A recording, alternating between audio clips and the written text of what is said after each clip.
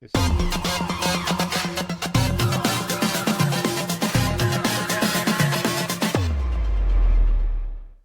everybody, Mike Felbar from the Flagler County Drug Court Foundation coming to you from Flagler Voice Podcast Studios here in Palm Coast. And in the studio today I have some special guests. Let me introduce our first guest. Her name is Shelby. Welcome, Hi. Shelby. Thank you for joining us today. And Shelby's going to be talking a little bit about her story of recovery. And then I've got somebody else in the studio. His name is Wild Bill. Wow. Wild Bill is friends with Shelby and had brought her in to talk about her road to recovery. So we've told him he can sit here, but don't say nothing. No. We're just gonna go that. We're gonna go that. Just here for support. So we're back to Shelby. So Shelby, talk to us a little bit about your road to recovery, where it's been, where it came from, where you are now. Yes, sir. I'm a year and 6 months clean. Excellent. And it started in Volusia County. Born and raised in Ormond, and 15 years of addiction between alcohol and later on meth. The worst of it was the 3.5 years of meth, which made me go into homelessness, being evicted from my house in Ormond. From there, when the day of addiction, when that happened, or eviction, I should say, sorry, I wasn't using. So my sobriety date is 11/1/2023. And it took about 6 months, I would say. Yeah, about 6 months for me to actually get the mindset and the willingness to want to change. So when I reached out, I called family in Jacksonville. And within like 30 minutes, I had my brother call me. And that I hadn't talked to in like 3.5 years, maybe longer. And I had a woman named Alyssa call me from Recovery Connections, which got the ball rolling with Recovery Unplugged. And through Recovery Unplugged, I did 3.5 months of VIOP with them, which I didn't think I needed at first, like at all. I just thought, okay, because I didn't meet the criteria. Every addict is different. Every story is different. So with me not having anything in my system from November until about January, February, it was, I either had to drink, use, or harm myself to find a place I had a bed. So when I heard that and I got in contact with Recovery Unplugged, they told me not to do that. They told me that since my aunt that picked me up was able to get me health insurance and better health insurance through Sunshine Health, that I would be able to do the VIP through them. That I didn't, since I didn't meet the criteria of inpatient. So that helped. And then when I moved to Jacksonville, I got into Oxford House. That didn't work for me. I'm not saying anything bad about Oxford House because I love them, but that didn't work for me. But I was able to find Awakenings House, and which was a lot more, how can I say it, stern with rules, more structure, which is what I knew I needed. So, which is 3 meetings a week, going to church, finding a job. You had to be out the house by a certain time to find the job. It took me months to find a job, but I had my family that was willing to help pay for the rent, I was fortunate, for that. But with the VIOP, it helped me realize all the trauma that I didn't know I had. And I didn't realize how messed up my mind was after the fact. Yeah, I was sober, but my mind was completely shot. And so I was able to find a job at Winn-Dixie, and who I absolutely love. I didn't tell them, going in that, my past, but they know now. They embrace me with open arms. I'm a customer service manager. I handle money. That's fantastic. And to come from where I came from to that, I never would have thought. I'm able to, find Rebel Recovery. They're based in South Florida as well. They have a small place in Jacksonville. And what they do is amazing. I have a peer support specialist there. I talk to her weekly. I have a sponsor. I've worked the steps of AA. AA worked for me, even though, the last 3.5 years was, narcotics. But it did wonders. It did wonders for me. What else? Oh, yeah. And I'm able to, through Rebel Recovery, I'm able to, go out and speak on overdose awareness, about somebody I was with for 6.5 years. He overdosed. And, speak of, harm reduction and, Narcan and, what people don't realize.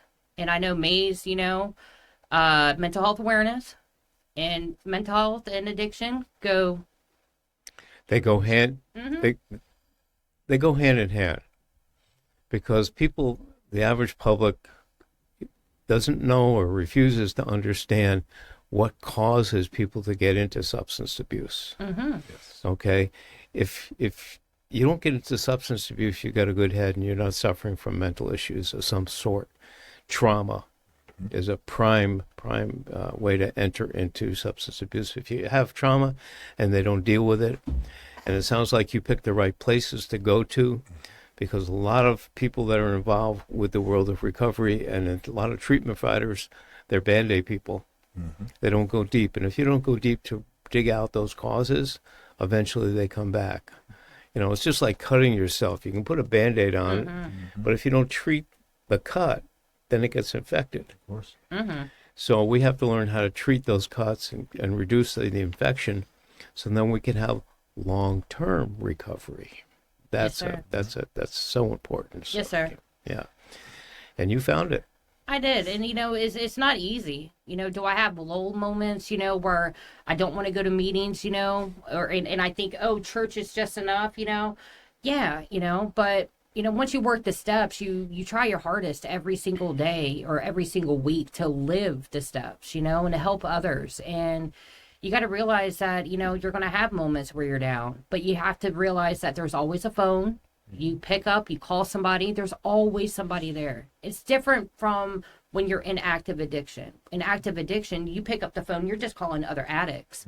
You're not actually calling people that actually care and know and have the resources to help you. Exactly. Exactly. And knowing you, from back in the day of school and everything, you were the type of person, you get quiet. You would not try to harm anyone. You weren't trying to, steal for your next whatever. You would never know something was going on. That's where you have to call and check up on. You say, hey, what's going on? What are you doing? And, you would keep it to yourself, and that's horrible. It's, it's just more about self-harm, and that's, you always got to check up on friends and family.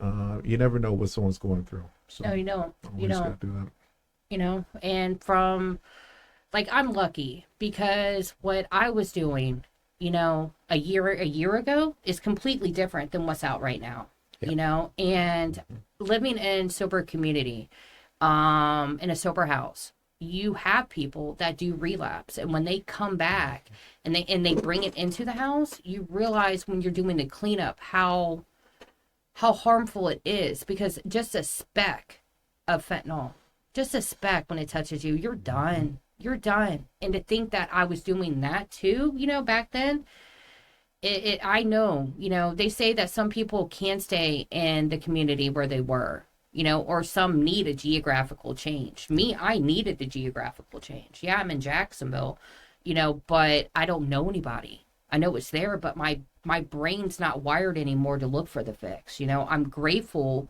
that I'm here by the grace of God, first and foremost, that he took that obsession from me, and once somebody hits rock bottom, it's not even rock bottom, it's the willingness. Once they change their mindset and that switch clicks and they have that willingness to actually want better for themselves, the doors open. Like I was talking with Will on the way up here, I'm from Ormond. I'm from Volusia County. And back then, did I know the resources to have that I do now? No, I didn't know where to look.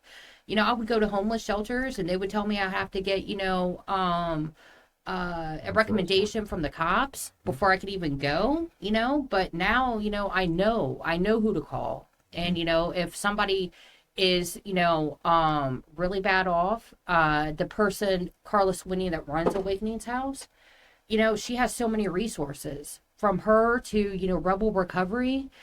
People want to get out of Jacksonville to get away, geographical change. We know people in Tennessee that can help, take you there.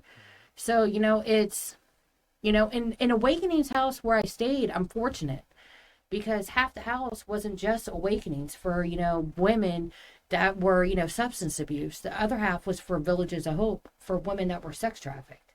So, like, that's been eye-opening for me to see how much trauma, not only the drugs, but the sex trafficking part, and then to see a person grow. It's amazing. It's amazing for me. I've been really fortunate. That's fantastic. I love to hear the stories because those are the stories, whether we're dealing with people directly or with you we just met today, that keeps us on this side going. I tell people all the time that the involvement in the world of recovery from our end here is like being bipolar because we see the great successes as we're looking at right now, but we also see the other side. And we need to see your successes that give us hope. So we keep going on it and keep working at helping people in that road. And this, in the same thing that you're helping us stay in it, you're helping those that are in that recovery mode stay in where they're going, giving them that hope that there is something at the end of the tunnel. They can go and they go.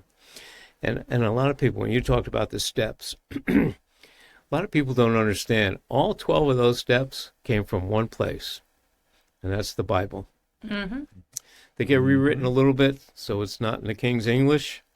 It's in everyday plain English, and it gives you practical application of Scripture. Mm-hmm. So it's letting you know what you need to do to grow. Mm-hmm. So it's so important. And whether it's AA, NA, Celebrate Recovery, churches or whatever, you have to surround yourself in those communities. That's got to be right for you. Like you said, right. This AA that you participated in was right for you. Mm-hmm. Okay? It might not be the same one for somebody else. It could be NA. It could be Celebrate Recovery. It could be some other form. But you also said that one of the other important things, you've got to get to the point that you make the decision that you want it. That's right. Okay? Mm-hmm. We see lots of people because of what we do in the drug court program and then how we help them with the Drug Court Foundation is that they use initially to get into the program as a get-out-of-jail card. And it sometimes takes several months in the program for them to make that decision to say, you know what? I really want it now. And then they really start. You can work the program. And when the program's over, you can go back to where you were. Or you can work the program and understand that you've learned tools and ways of bettering yourself to keep going. Mm-hmm. And that's part of that community that you've now surrounded yourself in, which is that different, loving community that wants to be there. Like you said, they're there at the end of the phone. It might not be the first call. It could be the second or third, but you've got those numbers to call. And that means you've learned the tools to keep you. Because there are triggers for every one of us in every part of our life. We need to learn how to deal with those triggers. And if we need somebody that we can contact and call to help us through that point in time, to get us to the next step, and you guys have that. And I tell people, even when you're not in the recovery world and you're not dealing with substance abuse, you still have to have that. We all go through stuff. It's true. It's part of life. Yes. Mm-hmm. Okay? And to be able to have people that you can count on, right, that are there, you can pick up the phone and say, hey, this is the kind of day I'm having today.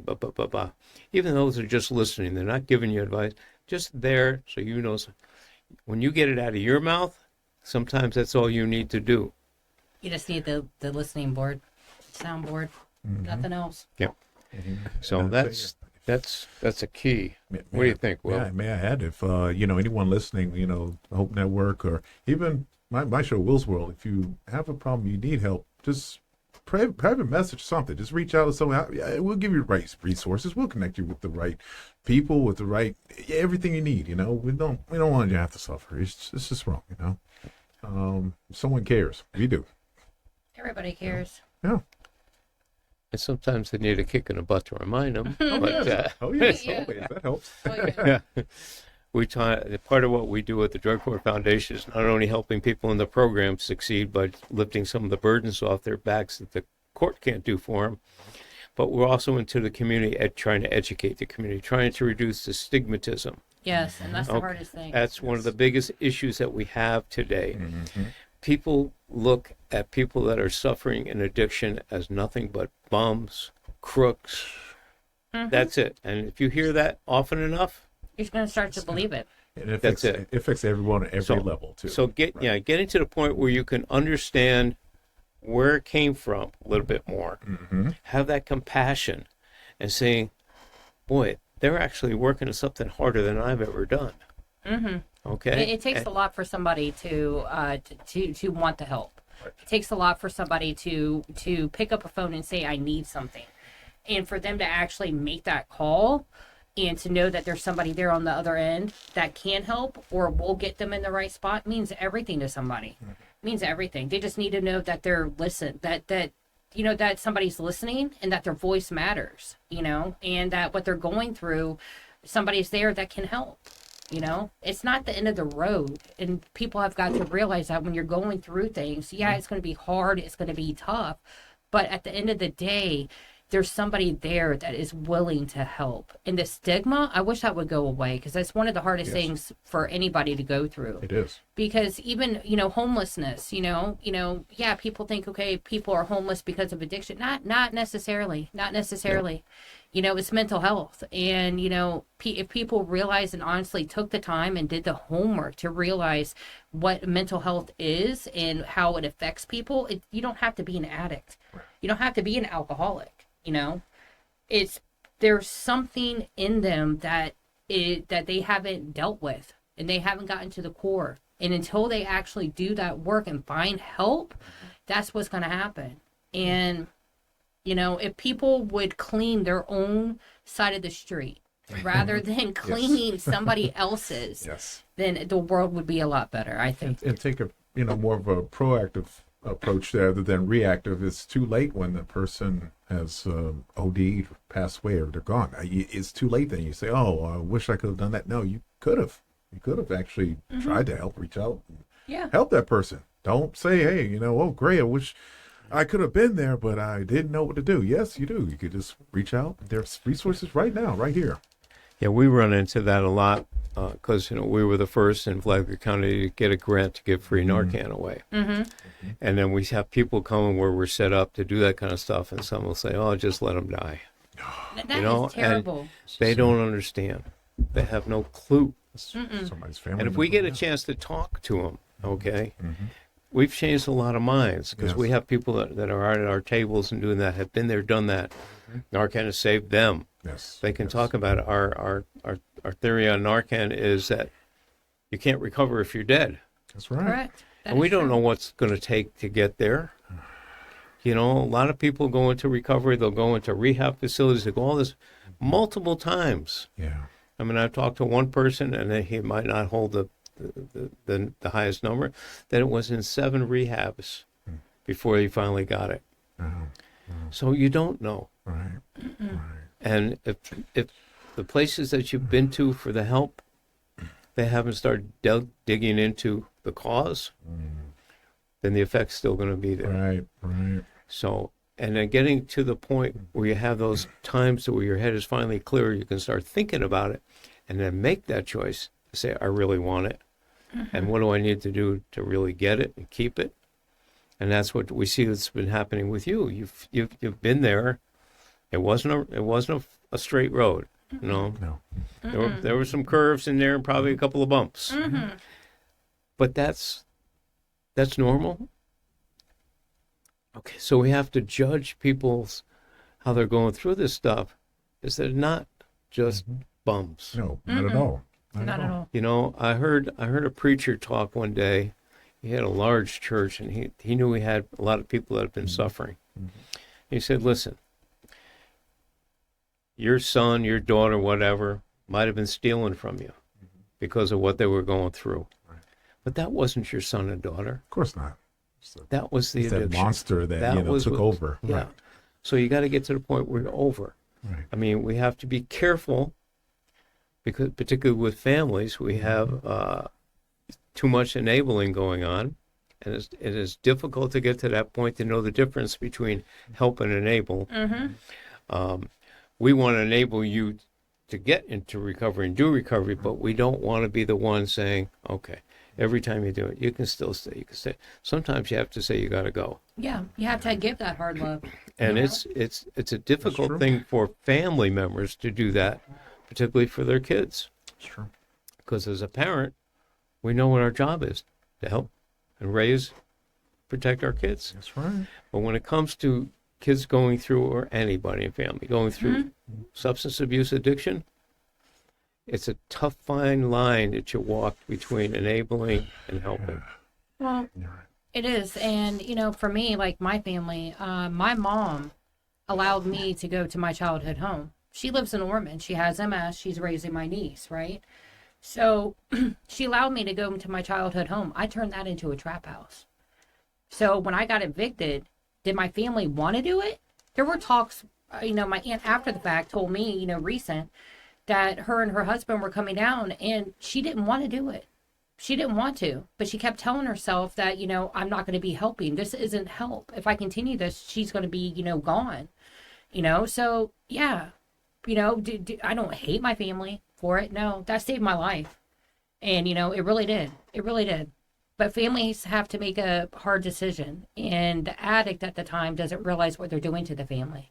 Of course not. And then after the fact, when you work your steps, you don't really realize when you start to do the amends, they're not easy. And family might say, yes, I accept it. But no, it's going to take time. It's going to take time. If you have, however long that you did it to your family, just expect it's going to take time. Yeah, because you have to rebuild a trust. They've seen the ups and the downs. They say, well, you've been there before. And how do you deal with that? How do you deal with getting your family involved with help groups like Al-Anon and Ar-Anon and those kind of groups is also very important, because then there's people there that have been going through it that can help each other, because it's tough for the families. It's It tough. is. And, It's very you tough. don't grow up learning, thinking this is going to be.